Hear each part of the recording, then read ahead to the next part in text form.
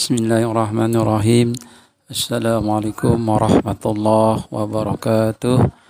Perkenalkan saya Ridwanullah, guru MTS Negeri 2 Kota Tangerang, megang bidang studi IPA kelas 9. Bagaimana anakku sekalian hari ini kabarnya? Alhamdulillah, mudah-mudahan sehat walafiat. Mudah-mudahan dirahmati oleh Allah Subhanahu wa taala. Baiklah anak-anakku sekalian, pada kesempatan kali ini saya akan menyampaikan satu materi pembelajaran yang berjudul reproduksi pada manusia. Marilah sama-sama kita awali dengan baca basmalah. Bismillahirrahmanirrahim. Definisi reproduksi adalah cara makhluk hidup untuk menghasilkan individu baru yang memiliki sifat yang sama dengan induknya. Selanjutnya kita akan mengetahui tentang perkembangbiakan, yaitu diawali dengan alat kelamin baik jantan maupun betina. Alat kelamin jantan diantaranya adalah testis yang menghasilkan sperma, dan alat kelamin betina adalah ovarium yang menghasilkan ovum. Jika sperma bertemu dengan ovum, maka kita sebut adalah zigot. Inilah awal perkembangan kehidupan pada manusia. Selanjutnya kita akan melihat hasil dari sperma atau spermatozoa, bentuknya seperti ini, ya, atau seperti ini. Sedangkan pada perempuan atau wanita, kita kenal adalah ovum atau sel telur, yaitu suatu sel terbesar dalam tubuh manusia. Ukuran ovum sekitar 0,2 mm dan tertutup dalam folikel telur dari indung telur. Ovum dilingkari oleh zona pellucida dan dilapisi oleh corona radiata. Jumlah oogonium pada wanita berdasarkan umur adalah sebagai berikut. Bayi baru lahir sekitar 750.000 ovum. Umur 6-15 tahun sekitar 439.000 ovum. Umur 16-25 tahun sekitar 159.000 ovum. Umur 26-35 tahun sekitar 59.000 ovum. Umur 35-45 tahun sekitar 34.000 ovum. Di atas umur 45 tahun maka semakin habislah ovum pada organ wanita. Maka semua itu jika hilang disebut dengan masa menopause. Sejak itulah wanita tidak bisa lagi hamil. Selanjutnya kita akan masuk kepada perkembangbiakan manusia. Alat perkembangbiakan manusia lebih lengkap dan lebih kompleks dibandingkan dengan makhluk lain. Fertilisasi terjadi dalam tubuh, yaitu pada umumnya terjadi dalam saluran telur atau oviduct atau tuba falopi. Embrio berkembang di dalam rahim induk betina selama kurang lebih 280 hari atau 9 bulan 10 hari yang disebut dengan masa kehamilan. Selanjutnya kita akan melihat alat reproduksi laki-laki, yaitu testis, tempat menghasilkan sperma, epididymis, tempat pematangan sperma, vas deferens, saluran sperma yang menghubungkan testis dengan penis, penis untuk memasukkan sperma ke vagina, kelenjar prostat menghasilkan cairan basa untuk melindungi sperma dari gangguan luar. Sedangkan pubis adalah rambut kemaluan. Sedangkan alat reproduksi perempuan atau wanita, kita kenal yang pertama adalah ovarium, yaitu tempat menghasilkan sperma. Oviduct, saluran tempat berlangsungnya proses pembuahan.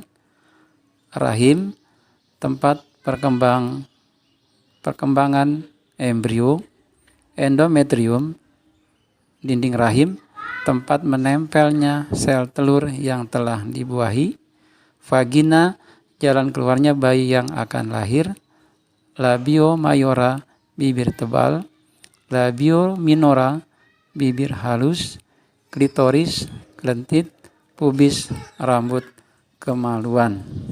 Ini adalah alat reproduksi pada wanita. Dan juga kita akan melihat penampang gambar alat reproduksi baik laki-laki atau perempuan, dilihat dari depan maupun dilihat dari samping. Perhatikan alat reproduksi laki-laki berikut bagian-bagiannya. Mohon diperhatikan dengan baik dan di sisi mana letak-letak dan nama-nama tersebut. Begitu pula pada alat reproduksi wanita. Juga kita akan melihat bagian-bagiannya dan nama-namanya, dan kita akan mengetahui letak-letaknya di mana letak itu pada organ tubuh wanita.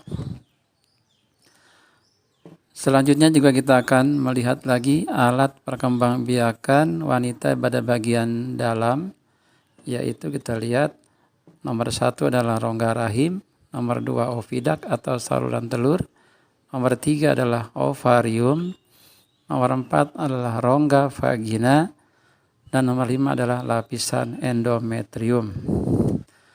Selanjutnya kita akan mengetahui tentang sifat-sifat sekunder pada laki-laki dan perempuan. Pada laki-laki terjadi suara membesar, dada membidang, tumbuh jakun, tumbuh rambut pada tempat tertentu, keluar mani atau mimpi basah. Sedangkan pada perempuan, pinggul membesar, tumbuhnya bukit kembar, kulit halus, tumbuh rambut pada tempat tertentu, menstruasi. Sedangkan kita juga mengetahui tentang siklus menstruasi. Apa itu menstruasi? Yaitu adalah peristiwa luruhnya dinding endometrium dan matinya sel telur yang tidak dibuahi. Siklus menstruasi adalah peristiwa menstruasi yang terjadi secara siklik dan periodik. Siklus menstruasi sekitar 28 sampai 30 hari. Sedangkan lama menstruasi adalah 5 sampai 7 hari. Jika menstruasi melebihi dari 7 hari, maka dikhawatirkan ada alat-alat reproduksi wanita yang kurang atau tidak sempurna. Selanjutnya kita melihat siklus menstruasi diawali pada hari pertama menstruasi, yaitu ovulasi terjadi kira-kira pada hari ke-14 dari siklus menstruasi yang 28 hari. Hari ke-14 ini atau 2 minggu setelah menstruasi yang dikenal dengan masa subur. Selanjutnya kita akan melihat masa perkembangbiakan embrio. Seorang wanita yang sudah berusia kira-kira 10-13 tahun, dalam tubuhnya dihasilkan hormon estrogen. Hormon ini berperan memicu ovarium untuk menghasilkan sel telur. Selanjutnya akan dikeluarkan 1 buah setiap bulan. Peristiwa ini disebut ovulasi. Kemudian melalui saluran telur menuju rahim dan menempel atau implantasi pada dinding rahim endometrium selama 1 minggu disebut nidasi. Wanita yang dalam kondisi ini disebut masa subur atau fertil. Bila dalam 1 minggu tersebut tidak ada sel sperma yang membuahi, maka telur akan mati disertai seluruh atau hancurnya dinding endometrium dan keluar darah ke vagina. Peristiwa ini disebut menstruasi. Sel telur yang dibuahi akan berkembang menjadi zigot. Selanjutnya zigot menuju rahim dan menempel dan menetap dalam dinding endometrium. Zigot kemudian membelah secara terus-menerus dari 2, 4, 8, 16 hingga 2 dan seterusnya sampai menjadi embrio. Selanjutnya kita akan melihat tahap perkembangan embrio dalam rahim. Hitungan per minggu dari minggu ke-9, 12, 16, 20, 25, 29, 38. Minggu ke-38 inilah bayi untuk siap dikeluarkan dari rahim seorang ibu. Selanjutnya kita akan melihat tentang gametogenesis baik laki-laki maupun perempuan. Baik laki-laki dikenal dengan spermatogenesis, kemudian menjadi spermatogonium, kemudian lagi menjadi spermatosit primer dan membelah menjadi spermatosit sekunder, kemudian menjadi spermatid dan menjadi sperma.